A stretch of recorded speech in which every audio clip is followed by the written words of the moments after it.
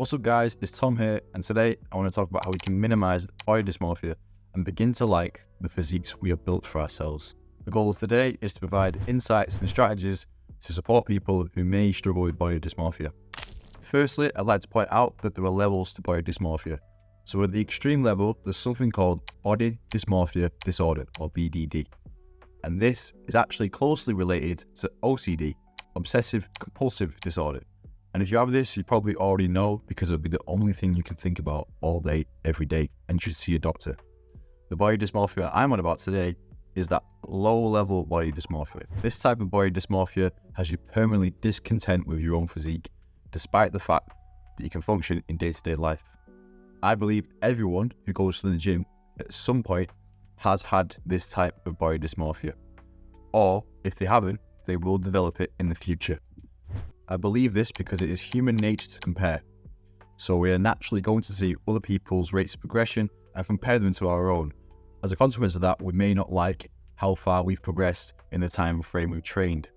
Nonetheless, here are some symptoms of low-level body dysmorphia. Overly worry about a specific body part or muscle group. Spend lots of time comparing said body part or body parts to other people. Obsessively weigh yourself or avoid weighing yourself altogether. Constantly overtrain said body part. Negative thoughts about your physique despite being in good shape and or making progress. The prevalence of this type of body dysmorphia is unknown. For the argument's sake, we're going to call this muscle dysmorphia. This is not true body dysmorphia, but it's definitely on the scale of body dysmorphia, and it's specific to people who go to the gym. Again, there's no stats for muscle dysmorphia, but I would say everyone who consistently goes to the gym has been through at least a few weeks of noticing more than one of these symptoms. And I would say that through personal experience, including myself and people I spoke to in the gym and my own clients. You can notice it in small behavior when they always pick out a specific body part over and over again, or they may even tell you, oh man, do my arms look small, or does my chest look small? Obviously, we all have genetic weak points, genetic strong points, but you can tell when someone's overly obsessed about it, and this plays in their mind consistently, taking away from the enjoyment of the gym. Personally, when I was 18, I had quite a few of these symptoms despite being in good shape. I was actually constantly burnt out from high stress. Yes, it made me progress quicker, there's no doubt about that, but I enjoyed pretty much none of the journey because I was constantly comparing myself to other people and other people's paths, and even the sets, I had such a negative self-talk to try and get the weight up. So yeah, it can help, but at the end of the day, I want to actually enjoy this journey and experience what it's like to be in good shape rather than just constantly compare myself and subsequently hate myself. That said, here's some practical solutions that we can implement to actually improve our lives and reduce the amount of body dysmorphia we'll have. We can't completely get rid of it because we actually can't control our thoughts, but we can reduce the impact they have on us, right? So the first step, and this is probably the biggest lever you can pull, and it's the hardest lever to pull, is that you need to understand emotionally that comparison is the thief of joy. Now, when I say these words, you probably go, oh, well, yeah, that makes sense. If I compare myself to someone else, then I don't actually enjoy myself as much. Yeah, that's intellectually understanding it. You need to emotionally understand it. And what do I mean by this? You need to notice when it comes up within your own body. You need to catch yourself out when you're comparing yourself to someone else who is further ahead than you or has progressed quicker than you, and then you subsequently feel terrible because, or not as good as you should do or could do, because you have compared yourself to someone else. Imagine you're a CEO and you've just invented green energy, and that's made you a multi-billionaire. You've actually made, your net worth now is £10 billion. You're absolutely smashing it. You've genuinely helped save the planet, and people love you. But then suddenly, you get these thoughts, well, that Jeff Bezos guy is doing pretty well. He's on 130 billion. 130 billion. He's 13 times better than me.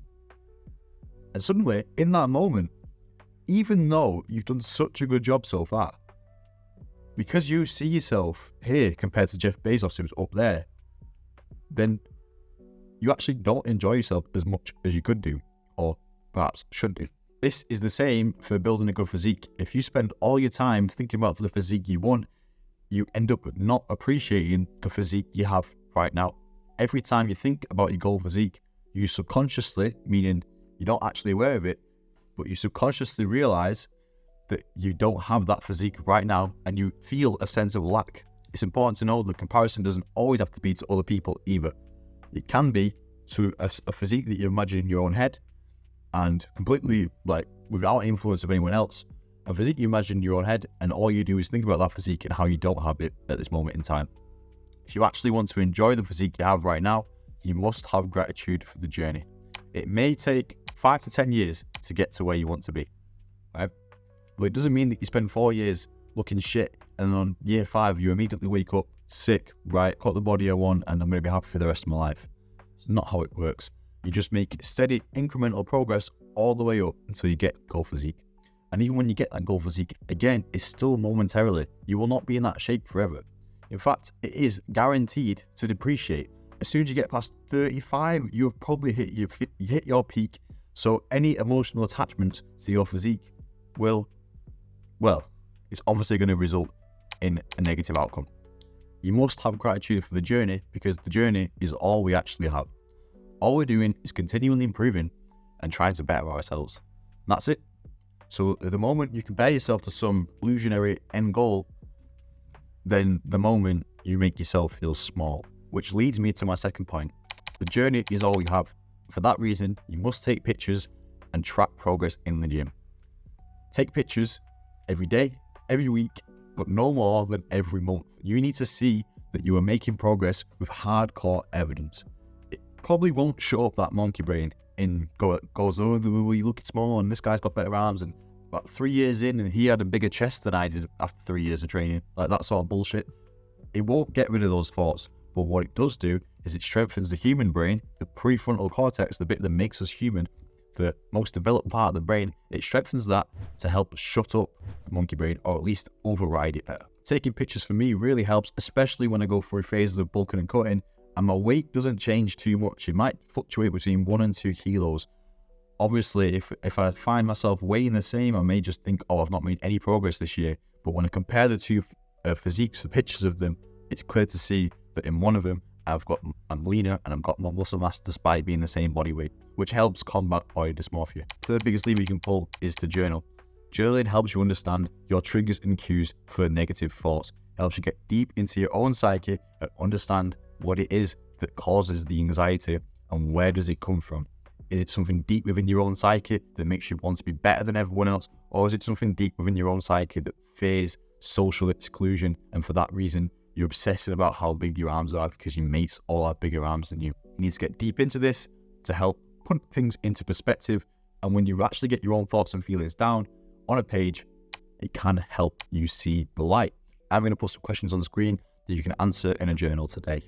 The fourth best thing you can do is unfollow influencers who don't help and avoid being terminally online. For a lot of people, the comparison comes from the subconscious. This means you aren't even aware of it. Just simply looking at these pictures generates thoughts that you are not even aware of and feelings that you probably are aware of, but less so. This is because our monkey brain is designed to compare to know where we rank in the social hierarchy. And seeing someone with great shape, and not just a great shape, but a great following and loads of admiration in terms of likes and comments, makes us feel small subconsciously. Our monkey brain sees them as top of the food chain and leader of the group.